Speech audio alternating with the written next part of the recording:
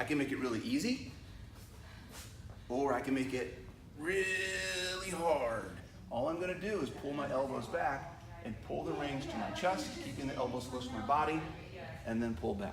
And now the band is gonna help me in my pull.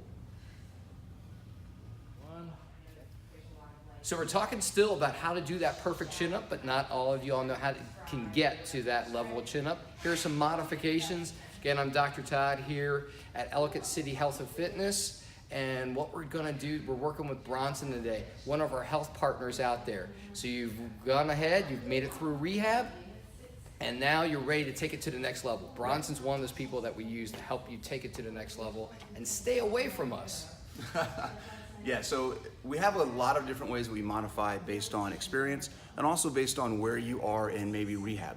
If you've had some shoulder injuries, maybe a rotator cuff or something going on with shoulder impingement where you've been working with these guys to get better, and now you're saying to yourself, I'm ready to get back into my exercise routine or find an exercise routine that works for me.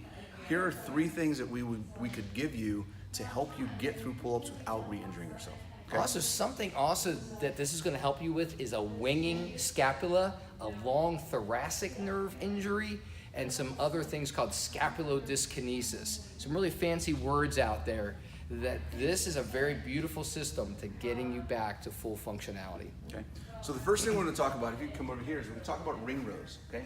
Ring rows are a way where you can very easily control how much stress and how much tension you're getting on your shoulder blades and your arms. Okay.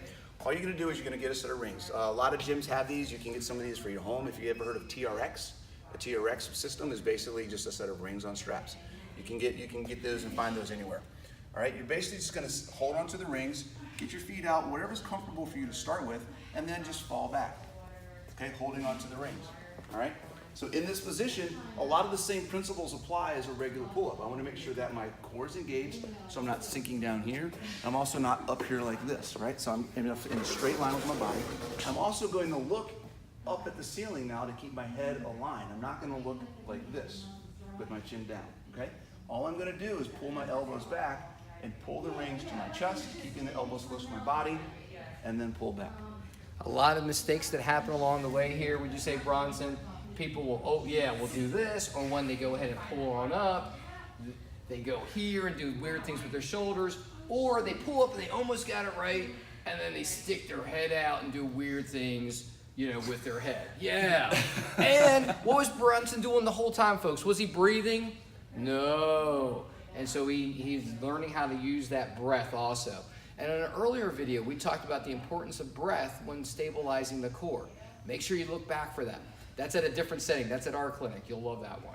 And look at how he's ripping those off. Beautiful. With this one, if you get to a point where you feel like this is easy and you're ready to move to the next level, all you have to do is walk your feet forward a little bit. Right? Now it's a little bit harder. You have a little more of your body weight that's been added to that pull. Okay? And then you can kind of progress from there. Right? Awesome. Love that one. You all, what do we call that again? Ring rows. Ring rows. Oh my gosh, that's great. Has people ever done that with a bar and just hanging from a bar? Could they do that as well? Sure. So if you have a bar, you could do that at home too. That'd be really cool. Another one that we do is called self-assisted pull-ups. And basically, you can do this at any gym. You can get a barbell and put it on a rack. If they have a Smith machine or something that has a bar, honestly, you could even do it from a table. If you get underneath a table and do something, right? What you're going to do is you're going to get your hands like you would do a normal pull-up. You're going to walk your feet out in front of it a little bit, and then all you're going to do is just drop down and hang. Okay? So now I'm in that same position. I don't have to worry about my core as much here because my whole body is flexed, but I can still get those tight shoulders we talked about before, right? Yeah, look at just the simple action of doing this. Pull the shoulders tight. Okay? Look at that. Now, also one of the beautiful muscles that's firing, I want you all to look this muscle up. Serratus anterior. It's this muscle right through here. It is a beautiful muscle and flattens the shoulder blade against the rib cage. It's one of the key muscles to flattening. And also, if you guys, does anybody get those ribs that pop out? Do you ever get those pesky ribs that pop out? No, I haven't. Oh, they suck. Having a strong serratus anterior is a great way of helping you out. Okay. So with this, I'm basically doing everything the same as I would a normal pull-up, right? The only difference is I get to use my legs, right? only using my legs as much as I need to make sure that I get a good pull up, that I get as much stress or tension in that pull up as I need to. I can make it really easy, or I can make it really hard.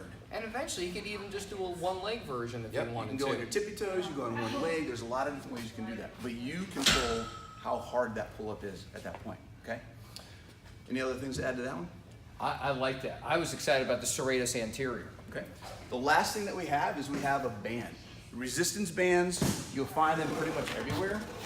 And what you're gonna do is you're gonna just attach it to whatever you're doing your pull up on, okay? I like to use a box or a bench to kind of climb up, because what I'm gonna do is I'm gonna put my foot in this band, okay?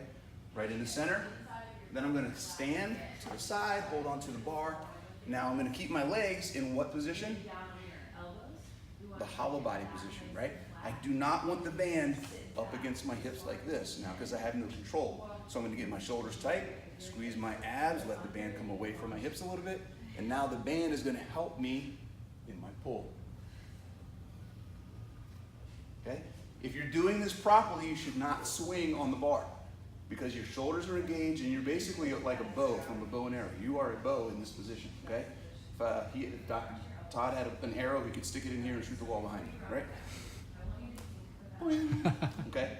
So if you get on here and you start doing this, and then you're swinging around and you're doing all kinds of things, I get a lot of circles a lot of times when I see people do that, right? Your shoulders aren't engaged or your abs aren't engaged. I see videos of people doing a lot of these crazy exercises like that. And again, that's not a great way to stay doing the exercises you love. It's a great way to hurt yourself and then return back to need a rehab again. Sure. And that's what we're trying to avoid.